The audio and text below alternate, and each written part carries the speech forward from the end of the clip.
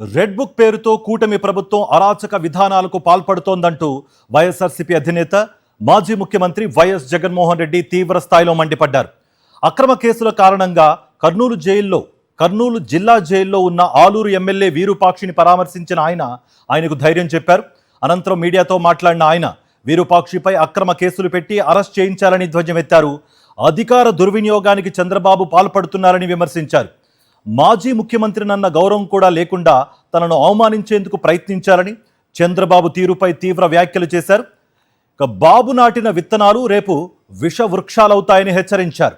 Aluru MLA విరూపాక్షిని పరామర్శించేందుకు Kurnool జైలుకు వెళ్లిన YS Jaganmohan Reddy jail నుంచి బయటకొచ్చిన అనంతరం కూటమి ప్రభుత్వంపై తీవ్ర విమర్శలు చేశారు. మాజీ ముఖ్యమంత్రినైన తనతో జైలు అధికారులు అనుచితంగా వ్యవహరించారని అన్నారు. తనను కావాలనే గ్రిల్స్ వెనక నిలబెట్టి ఫోటోలు తీశారని అన్నారు. సిబ్బంది తీరును ప్రశ్నించగా తమకు పైనుంచి ఆదేశాలు వచ్చాయని చెప్పారని తెలిపారు. ఎల్లకాలం చంద్రబాబు ప్రభుత్వం కొనసాగదని, ఇప్పుడు చంద్రబాబు వేస్తున్న తప్పుడు విత్తనాలు భవిష్యత్తులో విష వృక్షాలుగా మారతాయని గట్టిగా హెచ్చరించారు వైఎస్ జగన్. ఈరోజు ఎంత దయనీయమైన పరిస్థితిలో, ఎంత హేయమైన పరిస్థితిలో ఈ వెన్నుపోటు పార్టీ పాలనలో ఇవాళ పాలన జరుగుతూ ఉందని చెప్పడానికి ఇంకొక ఎగ్జాంపుల్ చెప్తా. ఇదే జైల్లోకి నేను పోయా. విరూపాక్షన్న ఒక ఎమ్మెల్యేని అరెస్ట్ చేస్తే విరూపాక్షన్నను చూడడానికి నేను పోయా. ఒక మాజీ ముఖ్యమంత్రిని నేను అవమానించడం కోసం కెమెరాలో లోపలికి పోవడానికి వీడియో తీస్తారు. వీడియో ఒకసారి ఫోటో తీసుకుంటాడు. మామూలుగా ఎవరైనా కూడా కూర్చోబెట్టి లోపలికి తీసుకొని పోయి కూర్చోబెట్టి ఎవరికైనా కూడా ఫోటో తీసి తర్వాత పంపిస్తారు. కేవలం నన్ను అవమానించాలని, ఇలా సేడిజం చూడు ఎలా ఉందో, సేడిస్టిక్ మెంటాలిటీ చంద్రబాబు నాయుడు గారికి ఎలా ఉంటుందని చెప్పడానికి చెప్తా ఉన్నా. నన్ను గ్రిల్ బయట నిలబట్టించి గ్రిల్ బయటనే ఫోటో ఇలా తీస్తున్నారు. నేను అడిగినా, ఇది మామూలుగా అందరికీ ఇదే మాదిరిగానే తీస్తారా అని. ఎందుకనంటే మా ప్రభుత్వ హయాంలో రిఫార్మ్స్ తీసుకొచ్చినాం. పీపుల్ ఫ్రెండ్లీ పోలీస్ స్టేషన్ ఏర్పాటు చేసినాం. పోలీస్ స్టేషన్కి ఎవడైనా వచ్చినా కంప్లైంట్ ఇవ్వడానికైనా కానీ ఇంకొకటికైనా కూడా కూర్చోబెట్టి కర్టసీ ఎక్స్టెండ్ చేసి చిక్కటి చిరునవ్వుతోనే కంప్లైంట్ తీసుకునే వ్యవస్థను మేము తీసుకొచ్చినాం. పీపుల్ ఫ్రెండ్లీ పోలీస్ స్టేషన్ అని మేము తీసుకొస్తే ఇక్కడ అవమానించే కార్యక్రమం ఎవరికి మాదిరిగా చేయరంట. నేను అడిగిన సూపరింటెండెంట్ను ఏమన్నా అందరికీ ఇదే మాదిరిగానే చేస్తారా అని.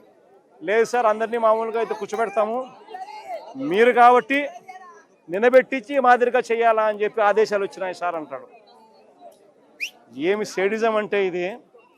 నేను చంద్రబాబు నాయుడు చెప్తా ఉన్నా, రేపు పొద్దున ఎల్లకాలం మీ ప్రభుత్వమే ఉండదు చంద్రబాబు అని చెప్పి గట్టిగా చెప్తా ఉన్నా.